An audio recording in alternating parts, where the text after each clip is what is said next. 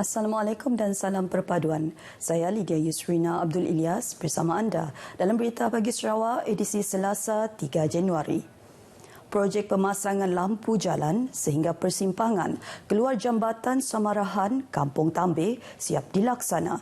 Menurut Timbalan Menteri Kemajuan Desa dan Wilayah, Datuk Rubiah Wang, projek itu akan diteruskan sehingga daerah Asajaya. Datuk Rubiah yang juga Ahli Parlimen Kota Samarahan memberitahu usaha ini bagi memberi keselesaan dan keselamatan kepada pengguna jalan raya di kawasan berkenaan, terutama bagi mereka yang berulang-alik dari tempat kerja pada waktu malam. Beliau dalam satu catatan di Facebooknya juga menaruh harapan agar projek pemasangan lampu itu berjalan dengan lancar dan dapat disiapkan mengikut jadual yang telah ditetapkan. Terdahulu Datuk Rubiah memaklumkan beliau telah meninjau projek tersebut sebelum meneruskan perjalanan ke lawatan kerja bersama Lembaga Penyatuan dan Pemulihan Tanah Persekutuan. Kerajaan negeri komited menyiapkan sebahagian besar infrastruktur asas di Sarawak. Timbalan Premier Datuk Seri Dr. Sim Koo Hian berkata ia termasuk infrastruktur air, elektrik dan jalan raya. Ujar Datuk Seri Dr. Sim menerusi klip video khas bersempena Tahun Baharu 2023 yang dimuat naik menerusi laman media sosial Facebooknya. Ia akan dilaksana dalam tempoh 5 tahun akan datang. Beliau yang juga Menteri Kesihatan Awam, Perumahan dan Kerajaan Tempatan Sarawak juga berkata sudah tiba masanya untuk Sarawak bergerak ke arah pendapatan baharu bagi mencapai matlamat strategi pembangunan pasca COVID-19 2030. Ia sekaligus menyahut saranan Premier Sarawak, Datuk Patinggi Tan Sri Abang Johari Tun Openg menjadikan negeri ini maju menjelang tahun 2030. Lokasi-lokasi menarik di Sarawak diharap dapat menarik minat penerbit filem atau mana-mana produksi untuk membuat penggambaran. Timbalan Menteri Pelancongan, Industri Kreatif dan Seni Persembahan, Datuk Sebastian Ting Chiu Yu berkata, langkah tersebut secara tidak langsung dapat mempromosi Bumi Kenyalang kepada dunia luar.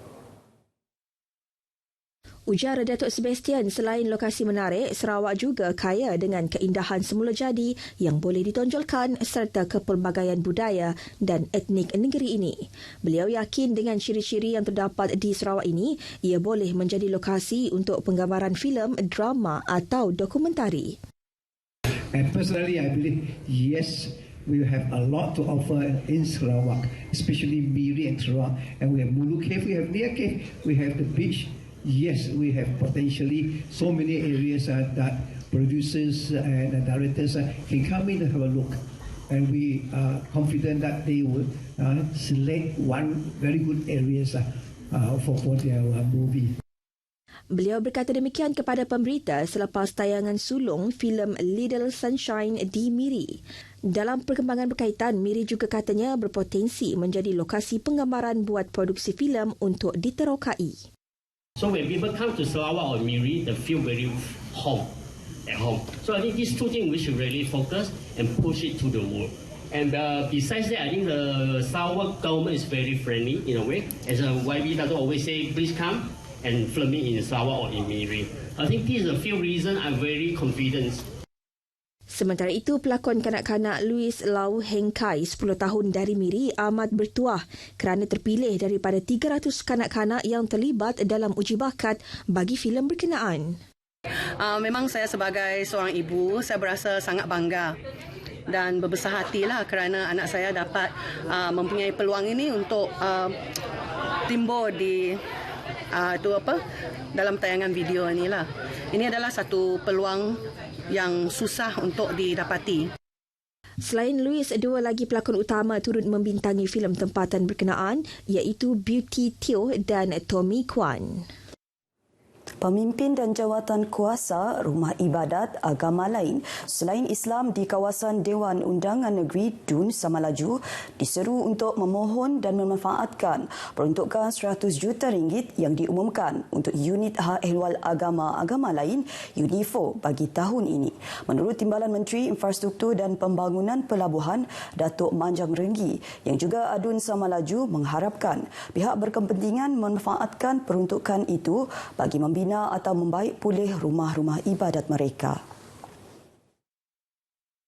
Berucap sempena sambutan Tahun Baharu 2023 di Umar Luhat, Perkampungan Kayan Kenyah, Jalan Bintulu Miri, Datuk Majang menyatakan Premier Sarawak Datuk Patinggi Tan Sri Abang Johari Tun Openg telah meluluskan peruntukan tersebut.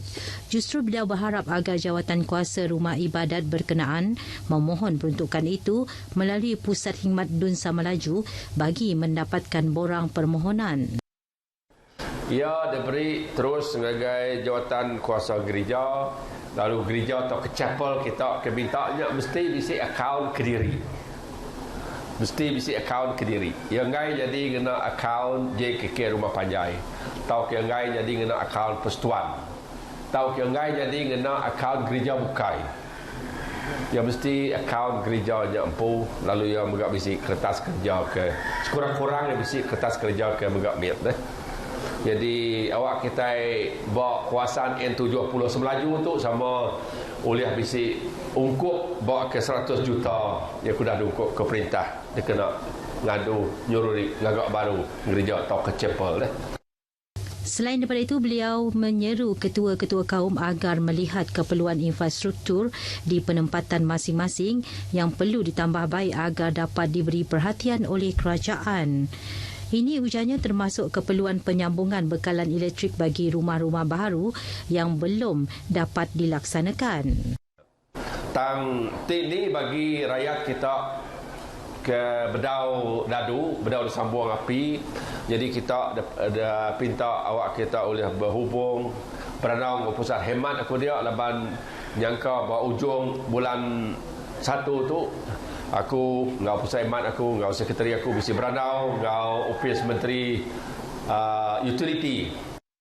Menurut Datuk Majang, ekoran pandemik COVID-19 sejak 2020, usaha penyambungan bekalan elektrik di rumah-rumah baharu di kawasan pedalaman Dun Sama Laju tergendala dan sedang dijalankan semula.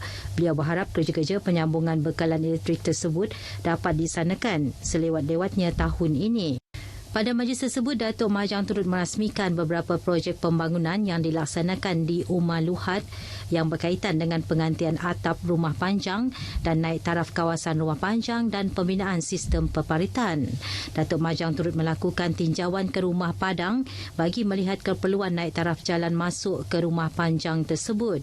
Manakala di rumah Sating, kilometer 60 Jalan Bintulu Miri, beliau berkesempatan meninjau projek transformasi luar bandar RTP meratakan tapak baharu rumah panjang yang bernilai RM200,000.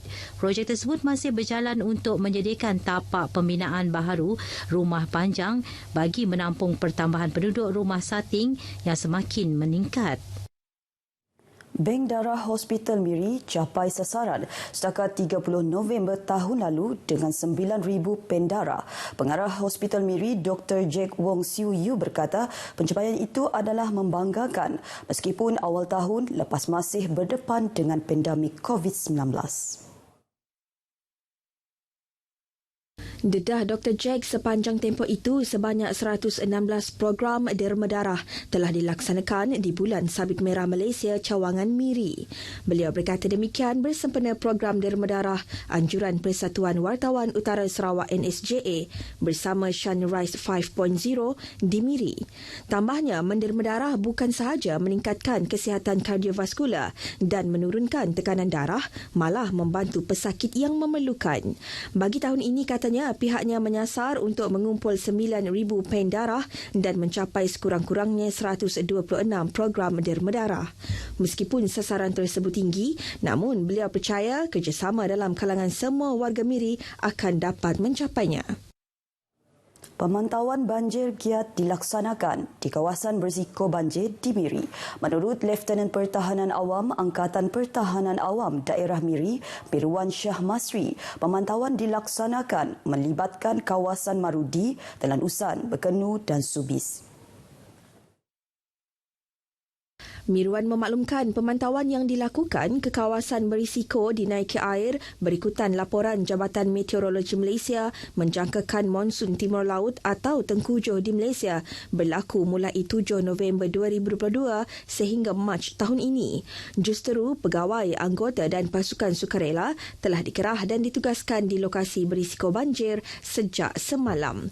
Jelas Mirwan lagi bagi daerah Marudi, 6 lokasi berisiko banjir terkawal iaitu Kampung Narum, Kampung Ridan Pengkalan Feri, Kampung Dagang, Pekan Marudi, Kampung Padang Kerbau dan Kampung Cina Marudi. Selain daripada itu, perkhidmatan feri di Sungai Baram juga masih beroperasi seperti biasa.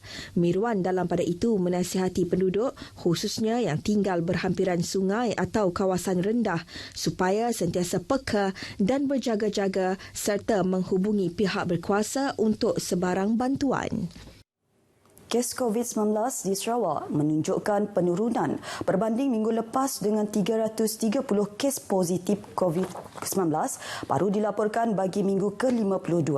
Jawatan Kuasa Pengurusan Bencana Negeri memaklumkan angka terbaru ini menjadikan keseluruhan kes terkumpul di Sarawak adalah berjumlah 323,600 kes. Daripada kes terbaru tersebut, 323 merupakan kes kategori klinikal 1 dan 2, manakala 7 kes kategori 3, 4 dan 5. Bahagian Kuching kekal menunjukkan jangkitan kes tertinggi iaitu 109 kes, diikuti Sibu 39 kes dan Miri 35 kes. 2 kematian dilaporkan minggu ini dengan masing-masing direkodkan di Kuching dan Bintulu. Baran itu tadi mengakhiri berita bagi Sarawak edisi Selasa 3 Januari. Dapatkan perkembangan sahih sepanjang masa melalui portal berita.rtm.gov.my. Assalamualaikum, salam perpaduan.